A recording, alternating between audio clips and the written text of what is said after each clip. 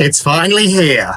It's Tuesday, 8 p.m. It's time for CCUK Resin Q&A Live, sponsored by apexresin.co.uk. Don't forget, use my discount code CCUK, save some money. That's right. Tonight and every Tuesday at 8 p.m. we're going live on the only resin talk show where you meet your favorite artists and creators behind the gloves. CCUK Resin Q&A Live. We'll be talking with fellow resin artists and creators and answering all of your questions live. Make sure you stick around. Ask all your questions in caps lock. Get involved, share this video with your friends and family, and enjoy the show. And with that, I'd also like to take a moment to say a massive thank you to everyone that supported this channel, guests, sponsors, members, and subscribers. I appreciate each and every one of you. We all grow together. The more questions you ask, the better the live will be. To be creative and ask away. Make sure at the end of the video you give it a thumbs up and comment. That's how we all keep growing. But for now, sit back, grab a drink, relax, and enjoy the show.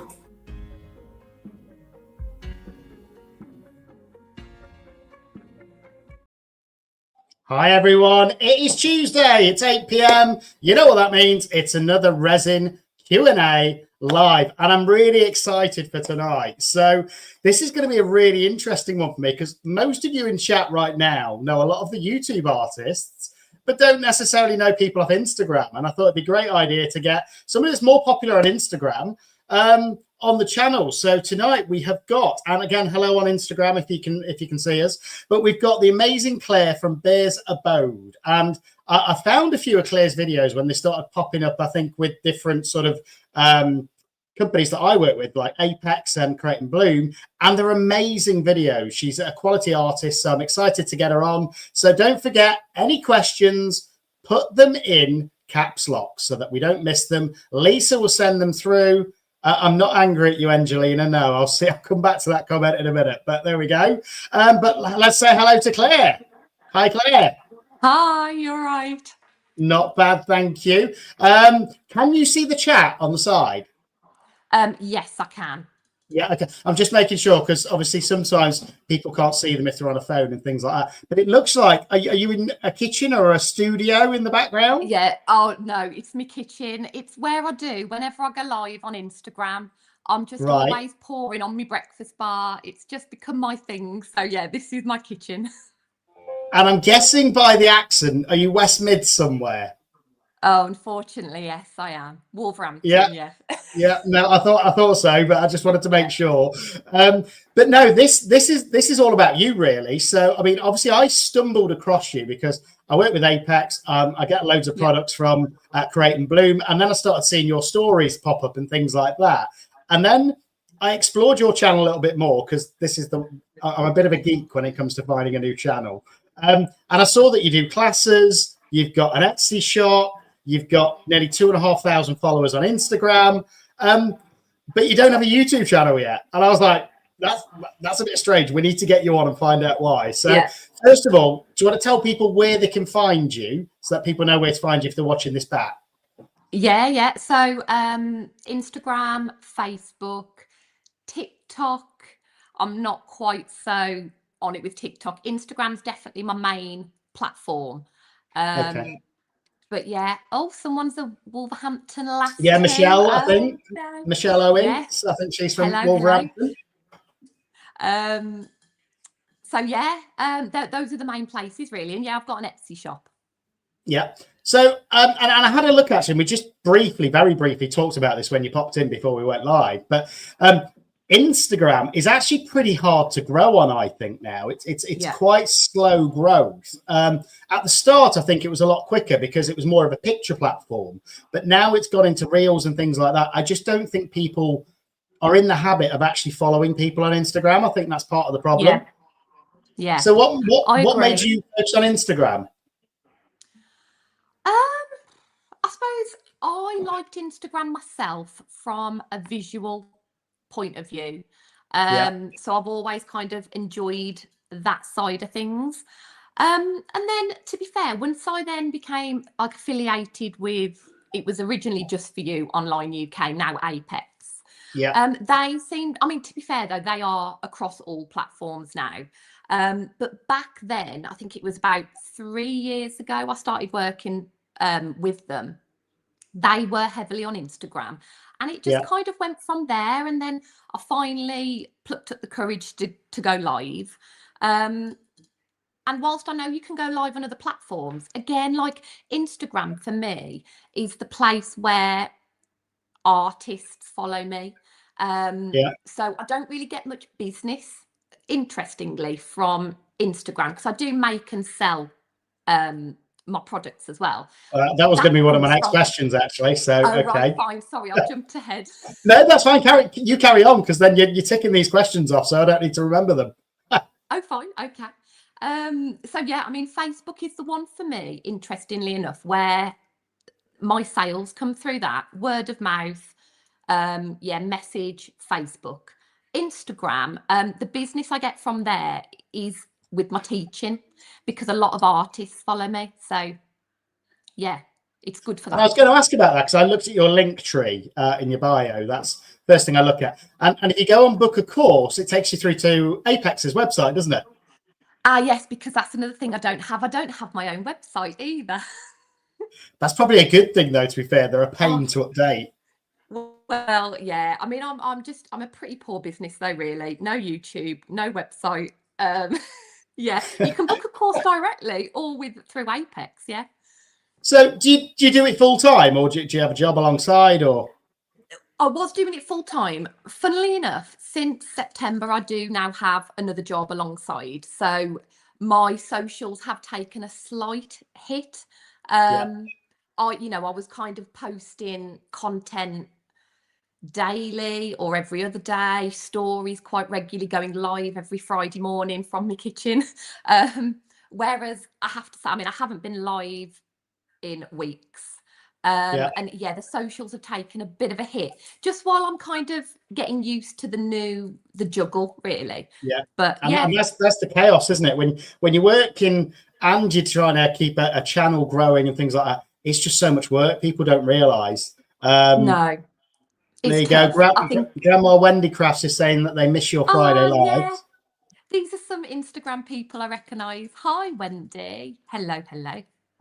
And I think I saw Michelle, Yeah, maybe. Yeah, Michelle's definitely in as well somewhere. Yeah, there we go. There's Michelle. there she is. Um, Hi, darling. so you see, so some of your followers and fans on Insta may already sort of know about these lives, and some may not.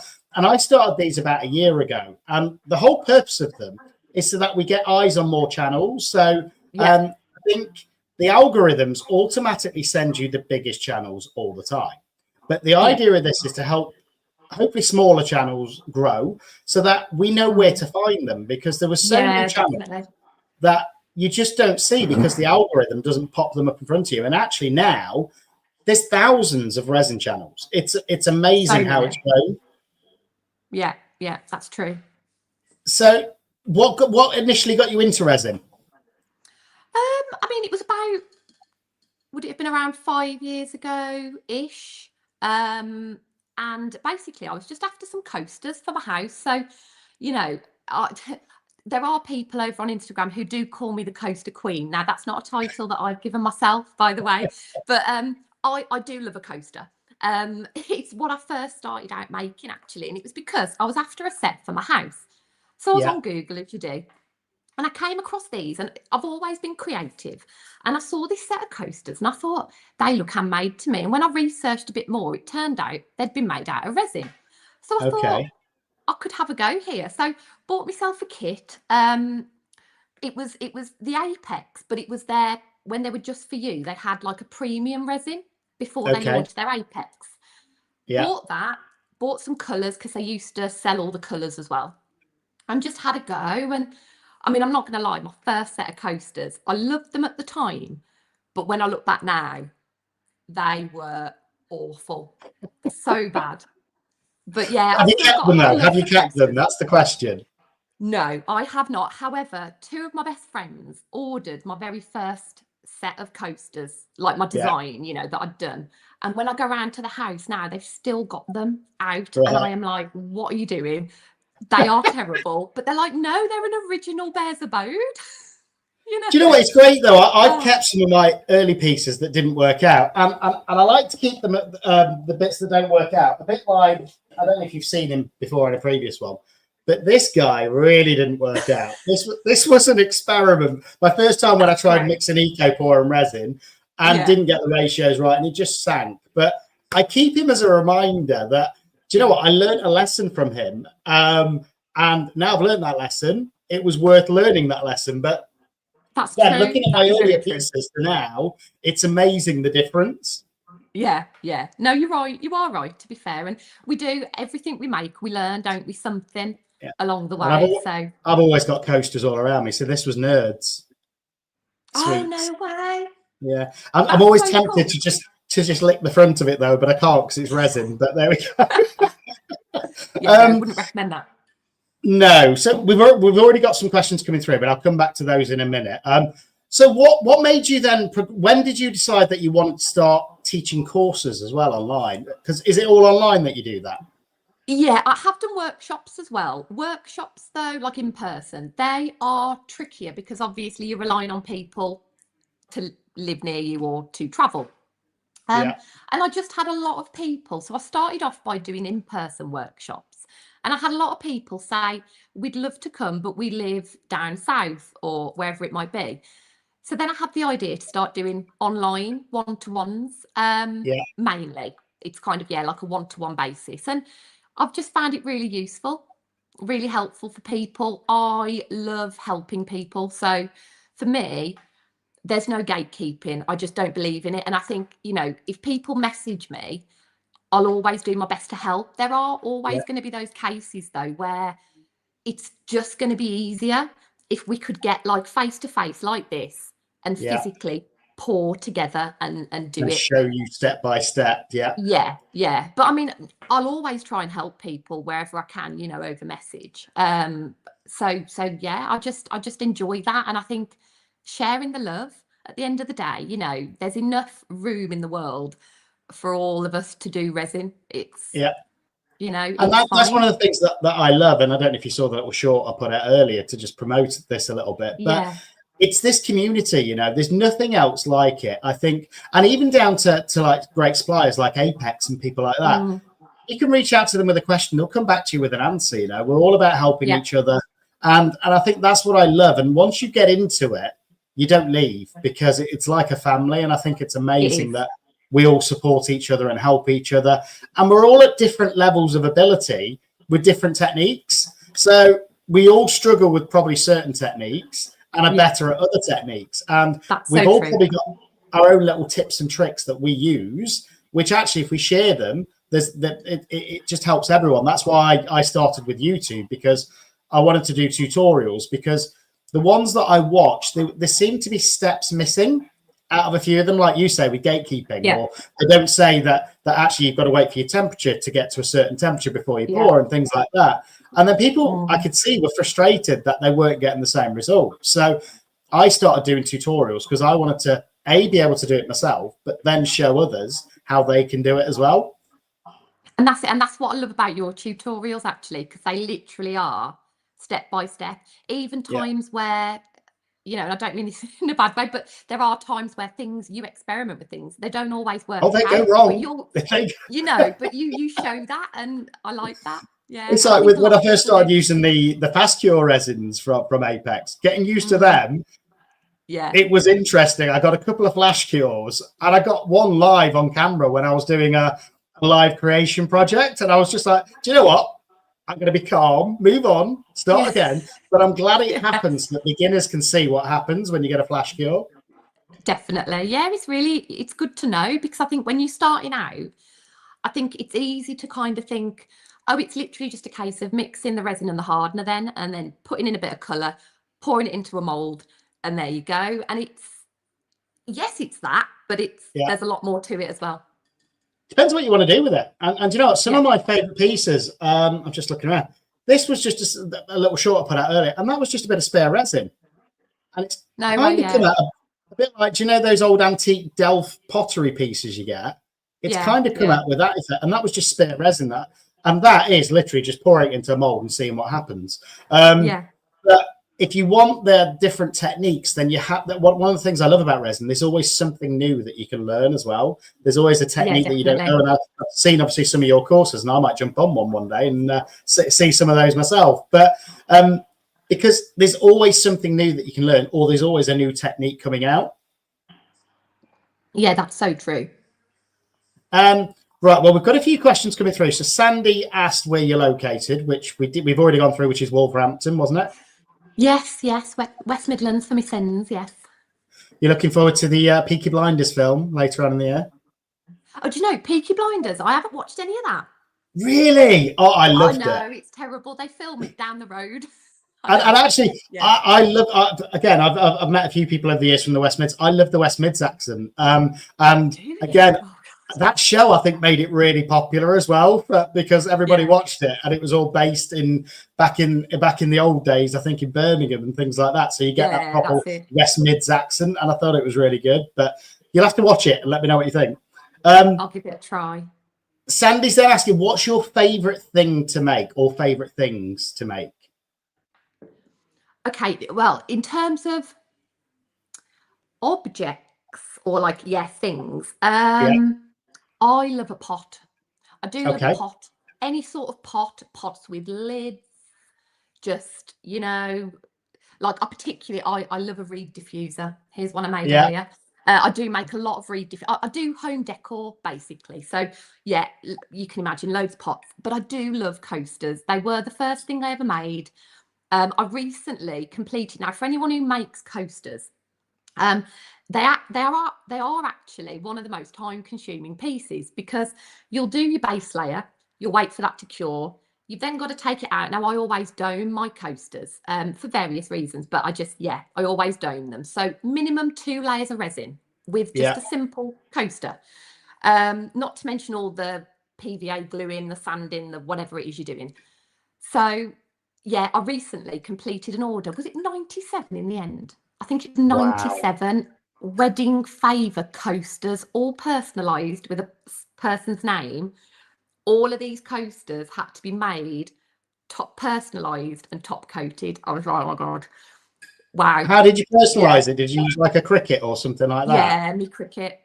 Yeah, but I think I saw the short go out with that one actually. I think you did a quick. How long did that take you then, all in?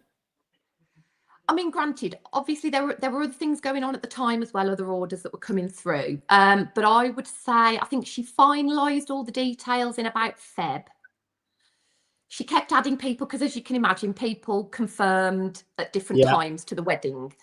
But I think her wedding was in August, and I got the coasters too in June, all of them.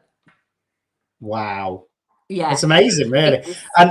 And people don't realise, I mean, I've just done some Christmas tree ornaments. So they're little gonks. Oh, I love a gonk.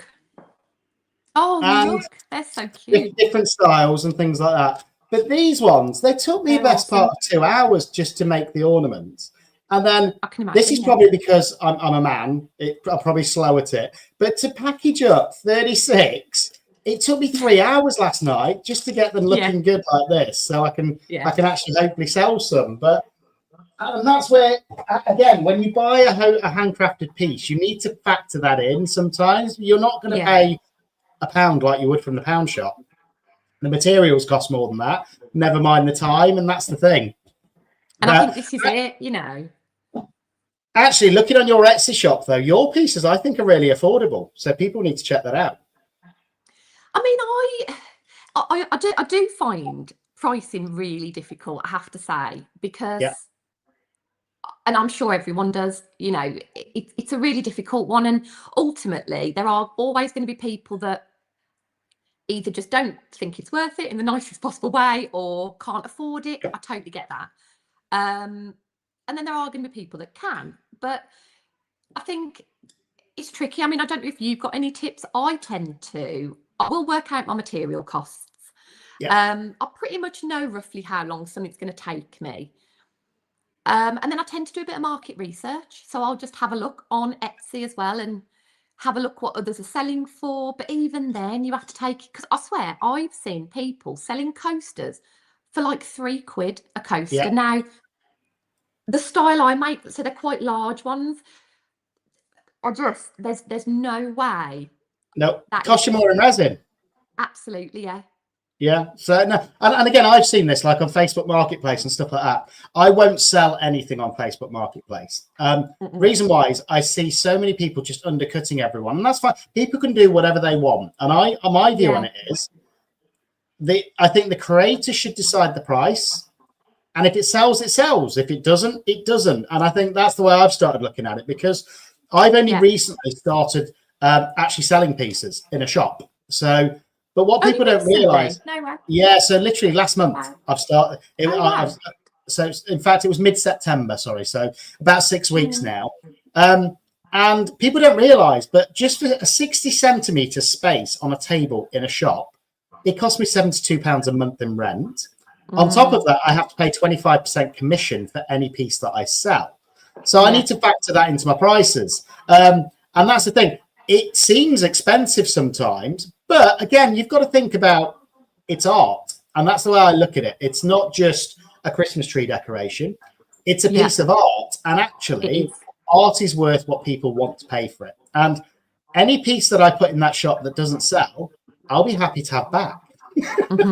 But hopefully some will sell and pay for the habit. And it's like my living room, it's still covered all around me. There's resin pieces. There's the giant clock behind me. But literally everywhere I'm looking right now, there's resin everywhere. So I've got some skulls that I demolded earlier on. And I love that one. Yeah, this one was a drip mold again. That's so cool.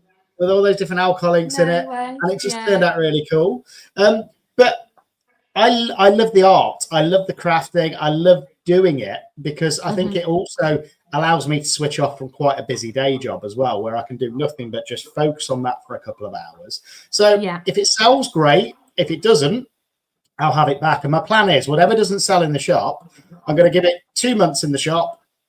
If it doesn't sell, I'll list it on my website at 20% less because I'm not going to pay the commission. Makes sense, see if it sells that way. But again, I'm no expert on selling. It just makes me really happy that some of my pieces have sold because that shows me that some people think that they're worth it. Yeah. You know what? You're so right. And I think this sort of goes back to the whole like coaster thing, really, where, you know, you might look coasters at it, for big coasters, for a set of 4, I wouldn't sell them for less than 50 quid. Oh, okay. So, yeah, I mean, that would be the bottom end, I think, for a set of 4, because obviously the more complex the technique, the more complex the tech, that's still only 12 quid a coaster, and they're going to last for life. So, and again, the more complex the technique, the more likely it could go wrong. And I think you need to factor that in as well, because sometimes it's like I did a custom coaster for somebody in the States, and it took me 4 attempts to get the effect that I wanted before I was happy with it, happy enough to send it out.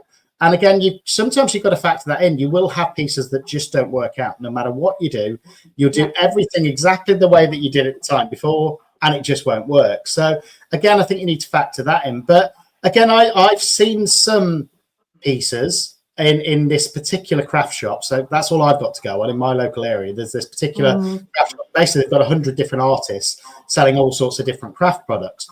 And I've seen some stuff in there where it's like 30, 40 quid a coaster. So... wow. Okay. And they've still sold some. So I think that's, and I've got to realize that my pieces won't be for the mass. They're not for the pieces that want to go to the pound shop and get a set for a tenner. That's so they true. Can do that. If that's what they want, that's fine. But the way I look at it is they're paying for my time as well, my experience learning how to do it as well. And they're getting something that is truly unique because no 2 pieces will ever be the same. And I think that's also what you should factor into your prices. And again, it frustrates me when I see people and they do like these beautiful craft stall displays. I always zoom in at the prices. I'm one of those people where I'll zoom in and they're doing like frogs for like 4 or 5 quid. And I'm like, how can you afford to do that? It costs you more than that in resin. And I think that's the problem is if everybody did them at that price, it just brings the whole market down. Exactly, yeah. And I get that some people are doing it purely as a hobby. I mean, it is a hobby for me as well. Like I Yeah, just really genuinely enjoy resin. But equally, I am also a business that you know, and so yeah, if everybody else starts just undercutting, actually it doesn't do good sort of no, overall, and it just no, devalues we should the all get whole. together and make a monopoly. This should be a set price for this. Yeah, that's But so true. it's in every craft, because I used It to is. do wood carving before I got into resin. And I've got some pretty big pieces that I've carved out of wood, which took me the best part of 1 or 2 weeks to do. And I put them Wow. onto places like Facebook Marketplace. People are offering me a tenner, and I was just like, no, it's taken me 2 weeks to do that piece. It's worth Yeah. more. But I think the problem is now they've got so much choice with things like Temu and things like that, where they can get products so cheap. It Mm, kind of, you want a specific person that wants a handmade gift. That's probably the target audience if you're selling resin. It's got to be somebody that appreciates the handmade element. And again, even yeah. with platforms like Etsy, I've seen lots of listings on Etsy recently where I've seen exactly the same product on Temu, and they're putting them down as handmade, and they're not handmade. They're just not. No, So it's I think terrible. that's the other side of things. But again, I don't think I'll ever get to the point where I've got, I don't know, 50, 60, 70 customers a week or anything like that. And I don't think I ever want to get to that point, because if I get to that point, I'm going to be mass producing everything. And I don't think it'll be as artistic. And that's what Yeah. I love at the minute. If I sell 5 to 10 pieces a month, I'm really happy with that, because it means that I've got 5 or 10 people that have appreciated the art that's gone into it. And Yeah. that's all I need to make me happy at the end of the day. I don't think I'm ever going to be able to make a living out of making resin products, unfortunately. It would be great. But Mm, I just don't see that happening. I think where you can make a true business out of it is a bit like what you've done in a certain extent. You can scale that where you get more people on the courses, or more. One of the ideas I had the other month, which I've done nothing with, which everybody's going to steal now, is speaking to places like nursing homes and things like that, and actually going in and doing craft sessions. Now, obviously, yeah. there's all the insurances that you need to do that and things like that. But again, things like that, I think you could really scale as you build, and people get to know you, get to enjoy the courses. Yeah. And again, I've thought about doing it live, because this particular shop where I've got my pieces, they let you rent a space as well if you want. And I think Oh, it's about nice. it's sort of, who was that? Sorry. Oh, Oh, there what we go. did you do before? Oh, Yeah, I've got a couple more questions. I'll go through those in one oh. second. But I was just going to say, they rent out space, and it's 40 quid an hour for the space, which I didn't think's too bad. No, But no. I thought about doing UV resin courses or things like that, because then they can finish the piece and take it away with them. Yeah, Um, that's very true. Because actually, that was one of the sort of, I mean, it wasn't a problem, but the workshops that I did in person, obviously everything has to be left to cure overnight. yeah, So because it wasn't my venue, it was somewhere I was hiring. yeah, Yeah, luckily they were great, and they let me leave everything covered over. They didn't move it. It was fine. But then the next day, you've got to then bring it all back, had to put it all carefully into me boot, get it home. Then when it had fully cured, package it up, post it out to them. So yeah, it's there's a lot more then that goes into those workshops yeah, once the people have actually left, you know? yeah. And don't get me wrong, I asked those questions as well, and they said that you can leave the pieces there for 24 hours on a stand, and then people can collect them the next day or whatever, which would probably Mm, work. But again, there's always that risk, isn't there, as well with resin, that sometimes it's not even fully cured in 24 hours if you've got the no. mixing slightly wrong or something like that. But let's go through some of these questions that we've had coming through as well before I forget. So Lynn's asked, and I think you kind of answered this, but how did you get into resin to start with? It was, yeah, literally just I was after some coasters for my house, and I Yeah. saw some online. It turned out that they'd been made out of resin. And so I thought I'll have a go at that, because I have always been creative, so always loved art. And yeah, I had a go at making some coasters, and literally it went from there. Nikki's asking from Koenig's Creations, what did you do before resin? Oh, I was in the corporate world, would you believe? Yeah, Wow. so I worked for a mortgage company for like 11 years, something like that. And Wow. it drained the life out of me. So I was Y- desperate. I was desperate for something that I was just passionate about. Yeah, Yeah. I Did you do needed anything something. craft wise then, or Not in terms of like a career, no, no. no? Very strange, Okay. I know. Yeah. Yeah, well, no, it's one of those things. Sometimes people don't. It's like me. I was never particularly artistic as a child or anything like that. Um, when I was about 14, I got into like Games Workshop and little figurines and painting them. And I think that's where it Mm, stemmed from with me. And then yeah. over the years, then I saw power tools that looked really cool. And I thought, oh, I need to get into wood carving. Did that and then started covering Yeah. them in resin. And then I just fell in love with resin. So you, I think once you you try always resin, you find fall in love. yeah, you you Yeah. you, you don't want to do anything else. Although I am planning a few more projects combining the two. So Nikki's asking again, what's your favourite tool with resin with regards to resin work?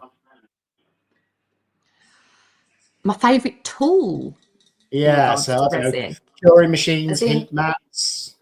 now, so interesting. I own none of those. Yeah. Okay, I am just probably the weirdest resin artist in the world. No, I have no like mixer. I know you can get the resiners like bubble remover and curing machines, and no, no. I am quite just traditional when it comes to resin. Likes to cure just in a nice warm room temperature. And so yeah. I just literally will leave my resin covered over.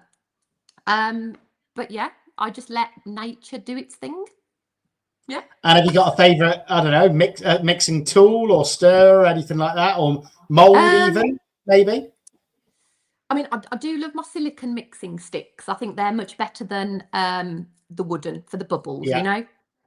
know. But yeah, so that's probably, yeah, I'm very just low key with resin. Very I'm not very high maintenance, so I get my little silicon jug and away I go. And then But yeah, off I you do go. mold wise, I love, yeah, the reed diffuser molds that you can get. Yeah. See, I've not done those yet. I've seen them, but I've not tried You one, need so I to. might have to try Oh, one. you need to. Little recommendation. It's just because actually Grandma Wendy, if she's still on, asked me about this. I do now recommend if you make a reed diffuser, you can buy like little glass.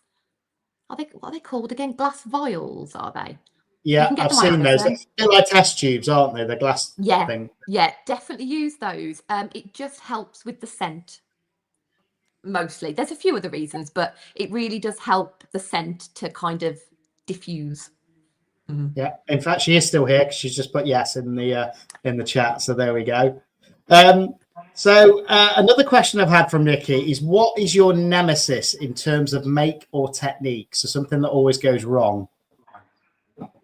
Um, Now then, in terms of sort of what I've tried, it took me quite a while to nail a bloom, which I think Yeah. is the same for a lot of people. And every now and again, they still go wrong. And I don't Yeah. know why now, because I've made so many of them and I know what I'm doing, I know what I'm looking for, but just every now and again, they just go blobby on me. And there's Yeah. no reason for it because everything is the same. I could even sometimes make two. One will go perfect and the And other the other won't. Do way. you get that? Every I now don't and know then, why. yeah. And do you know what I tend to find when it is? It's when I'm using a new pigment or something that I haven't used before, or a different mica Right. to what I'm used to, because some of them are actually heavier than others. And that's where Yeah. it's getting that balance. And sometimes it takes me 2 or 3 makes before I fully understand the weight of the pigment and Hmm. which resin I'm using it with. So again, if I'm doing a heavier pigment, so let's say I'm using, I don't know, a pigment paste from Creating Bloom or something like that, I know that's going to be heavier than a mica. So I'm Yeah. probably going to do that in a fast cure resin because of the fact Mm. it can support that extra weight a little bit better, and you've Yeah. got less chance of blobbing. With the alcohol inks and stuff like that, I actually think that if I'm just doing a standard like a white with alcohol inks, they actually come out better, I think, with a standard cure rather than a fast cure. Fair enough, But yeah. it's just all about learning. And I think every It time I is. use a new pigment, so it's like I got some different pigments from Laura's Art Corner in the States, and they're really beautiful metallic colors. But I didn't think the weight of them was probably twice the weight of a normal mica powder because of that metallic shimmery effect. Ah, And then right, I got okay. robbed. Next time I Yeah. put half as much in and they were perfect. So it's sometimes it's just thinking about that. It's funny, isn't it? I think a lot of people struggle with blooms. Yeah. Yeah, and a lot of people struggle with marbling. Now, I know this is going slightly off on tangent, but I Yeah. absolutely bloody love a marble. Well, I know you I do a mean, if you course. look at You do a course, don't you? yes, yes, I love marbling. It's just what I do So most how do days. you, what's different about your marbling technique then? How do you nail it? Well, so I suppose it does. You do want a thick resin. Yeah. So, for example, I mean, I use Apex, so I can only really talk about the Apex because that is the only resin I know and use. Yeah. The one coat, people would assume that the one coat would be the ideal resin for a marble because it is just naturally thicker. Yeah. However, the only thing I'd say about one coat is um, you need to be mixing. It's better for like smaller molds, really. So if you're making like today, just I don't know if you can see, it's slightly out of shot over there. I've got like a Yeah. large. It was 500 ml of resin. Now I would Okay. never ever mix up that much one coat just for the reason of a flash cure because it will Yeah. cure within about 20 minutes. Um, Probably less with that kind of amount, Yeah. you know. So yeah, if you were trying to marble in like a coaster, I would probably say just go for the one coat. But otherwise, high gloss, it's just medium viscosity. I'd say medium, yeah, medium viscosity.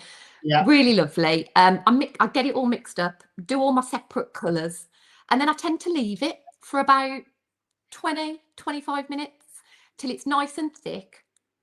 And then literally, there's a few different ways, to be fair. I'll either layer them one on top of each other in a cup. Sometimes then I'll pour directly into the mold.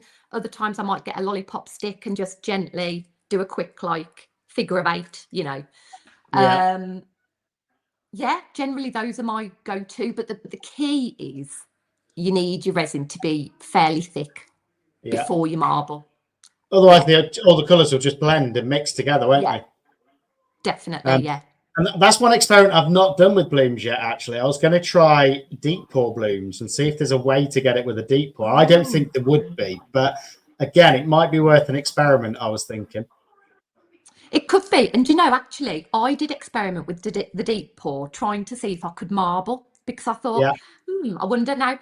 And I do remember back, I think I'd posted a video maybe on Instagram about it. I think I'd left it mixed up for about 4 hours. Yeah. And even then, it was still pretty runny. But I had a go and it created, it was definitely like a soft marble. So it Yeah. was really nice. I made like a nice tall vase. Yeah. And it was really nice. You could see the kind of marble effect, but it was different to using another resin, definitely. Yeah. And actually thinking about Apex resins, your marbling might work really well with the Cure Pro because that's Oh, quite it thick. would. Yeah. I'm desperate to Um, try that. You know, I haven't tried it in a mold yet. no, I did a bloom with I'm it the other desperate. day and it bloomed amazing. Oh, wow. Okay, I So need to it, try that. and again, that was an experiment because instead of waiting like 20 minutes like you would with the standard resin, I waited about Yeah. 45 minutes. So the temperature gradually got to that sort of 30, I think it was 32 degrees that I ended up doing the bloom at, but it worked Yeah. Yeah. perfectly and not a single blob on it. It was one of my nicest blooms. So I'm going to be playing with that again. And then I've just Wow. coated, let me see if I can grab it for you, a huge, and this was 8 hours of sanding Eight side hours. table with the Cure Pro. Wow. It's That is beautiful. amazing. So yeah, that's 8 hours of Wow. sanding on that. But Wow. again, it's a really good resin. I'm really enjoying experimenting with that at the minute as well. It's so good. You know what I absolutely love about it? Because one of the things that well, I didn't particularly used to like doming. I used to do a lot of it, but it was just always very, you had to be so on it with humidity, with temperature, Yeah. with bubbles, with covering it for dust and all sorts. And then we have the Cure Pro. So now I do love doming, I have to say. But the other day, I've just recently finished, it's like a bridal bouquet commission Yeah. piece. And you know those hexagons, you get the freestanding hexagon blocks. Yeah. So I've recently done that.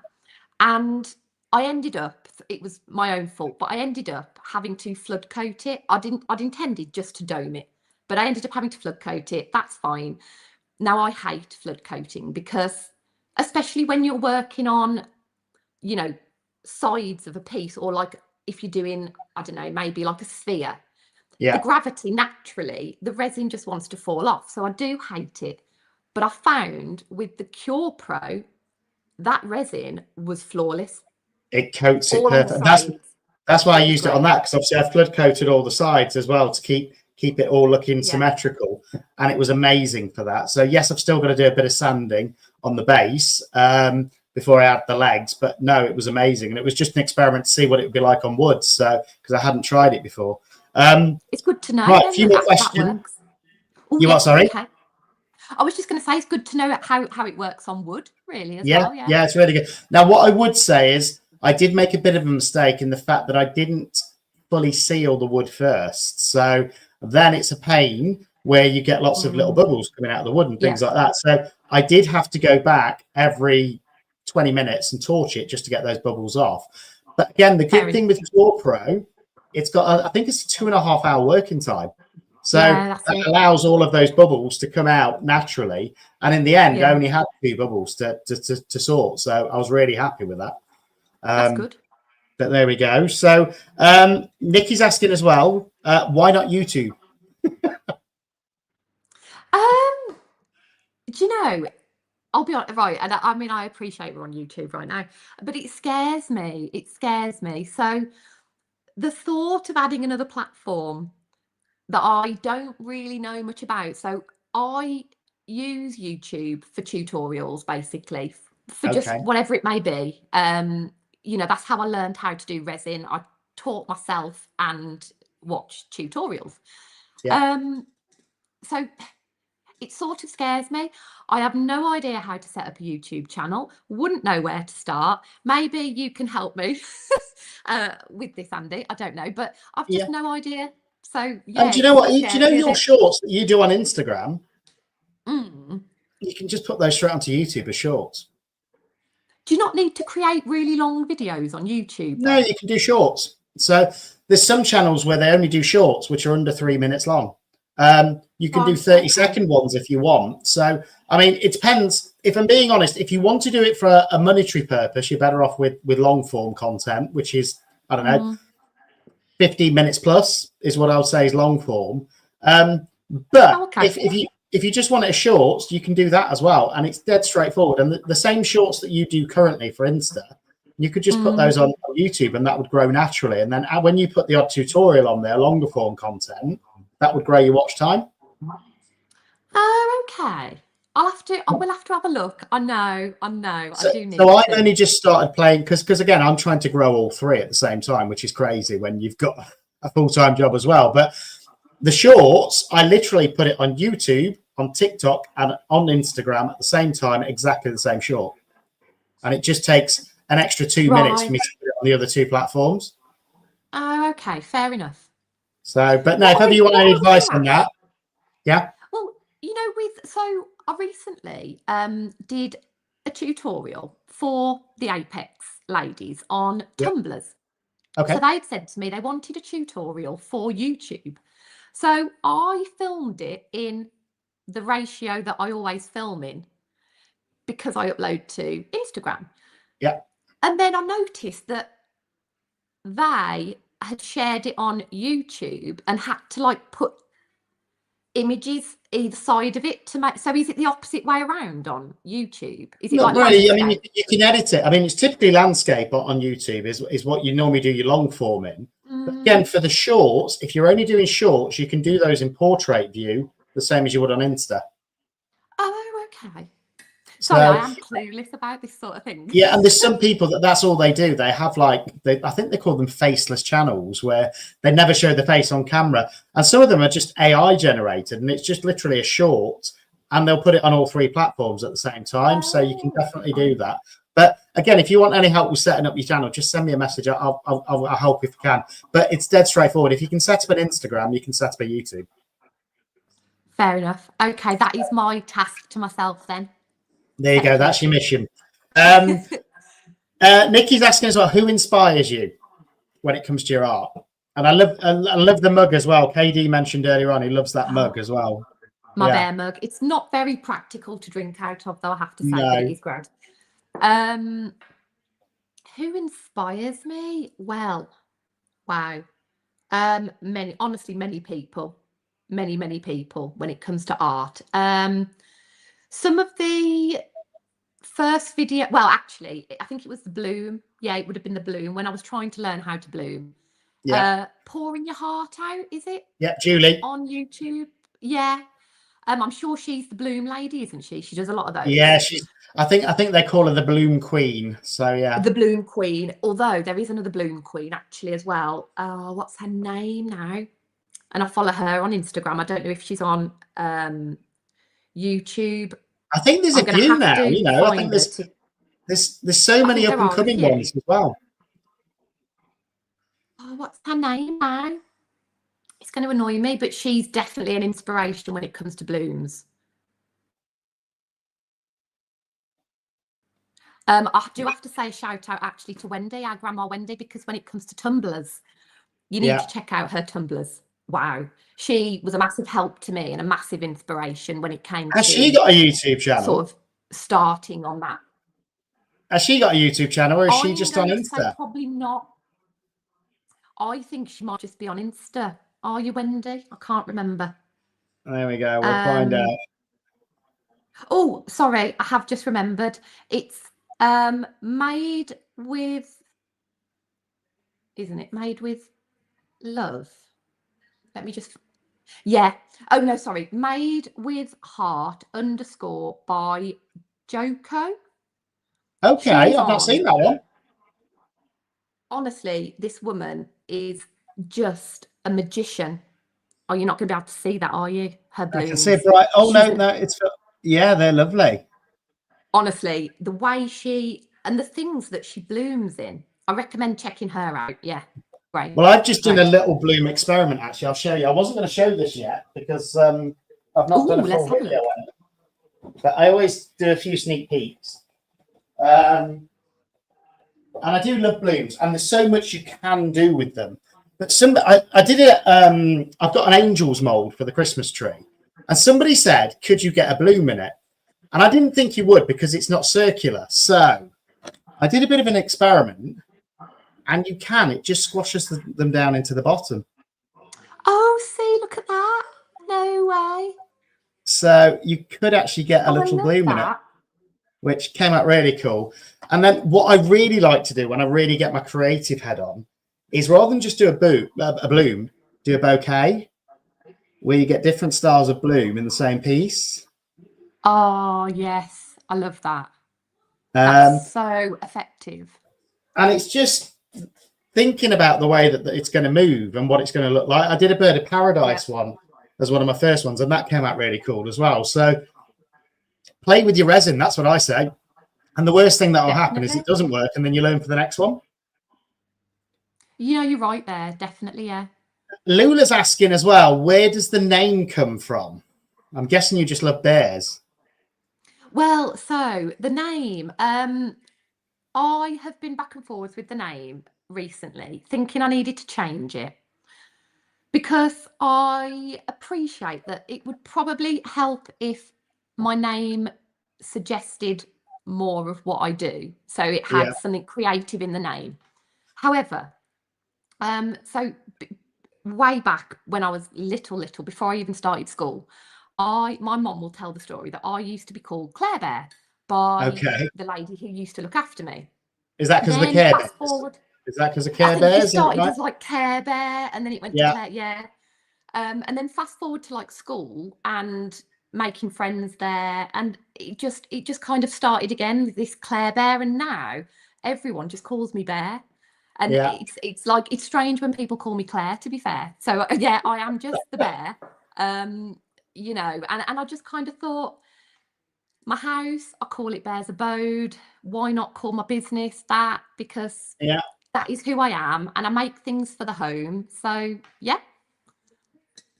Well, again, you've got to think about it. And again, I had to change my name. So about, what was that? That must have been about 8 months in. I completely rebranded my channel. So it was called Custom Carving and Epoxy UK, which is a bit long-winded.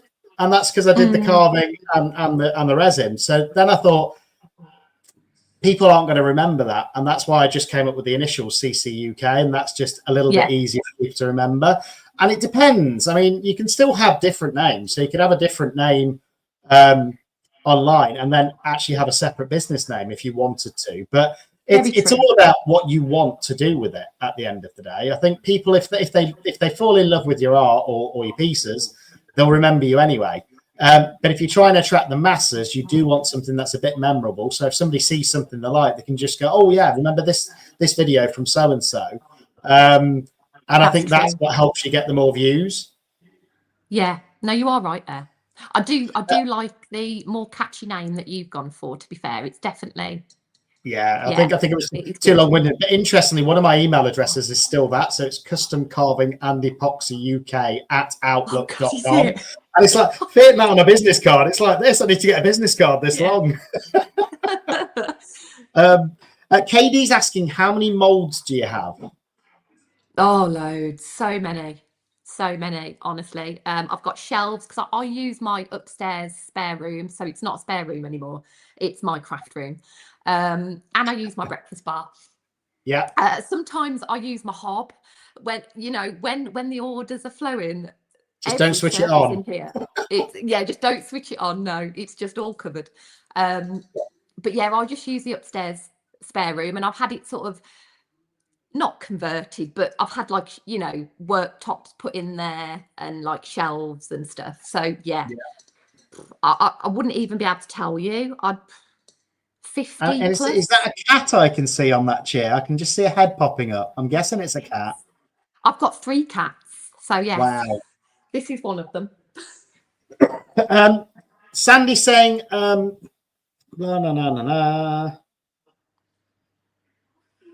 Oh, I think she was saying that she doesn't like it when she watches a YouTube video and they miss steps out because they're sort of gatekeeping techniques. And I agree with that. I think, do you know what? If you're going to do a video as a tutorial and educate people, then put all the steps in, because otherwise I think it can have a negative impact. And it's like people, when they first come into resin, you want to inspire them to want to continue that journey. And I think if you gatekeep certain processes and they keep getting it wrong, then they'll just get deflated and go on to something else. Yeah. That's so true. You just got to share the love. Okay, Lula's asking, what would you love to make if money was no barrier? Love to make? Yeah. Is there something in particular that you haven't made that you'd really want to make if you didn't have to worry about the cost of the resin or the materials or anything like that? To be fair, one thing I would definitely love to do, but I suppose it is. Well, it's the knowledge and the materials. Floors. Yeah, like I've seen those pieces.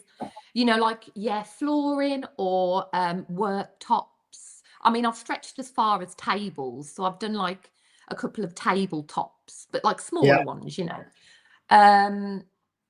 But I just love the idea of just being able to whack a load of resin on a floor.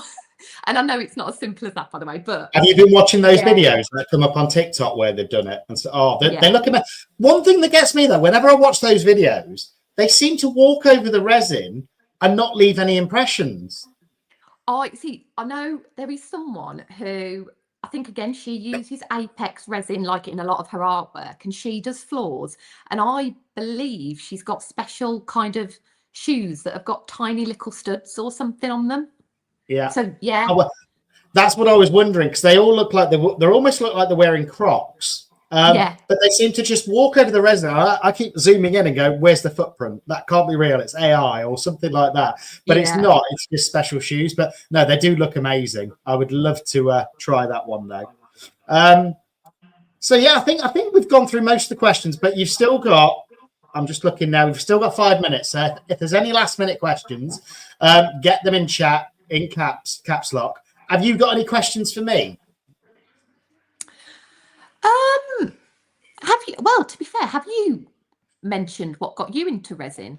You were into wood first, wasn't it? And then it was basically wood. So I was into woodwork and wood carvings and things like that. And then I came across, it was actually a YouTube channel called Blacktail Studio. And he does some amazing river tables. And I mean, the most stunning tables you'll ever see. And I thought, oh, what's that shiny stuff that he's using? It kind of looks like glass to me. Yeah. And then I then just put, resin. Okay. And then I searched on YouTube for resin and Daniel Cooper popped up. And I love his Luna's being moved again, yeah.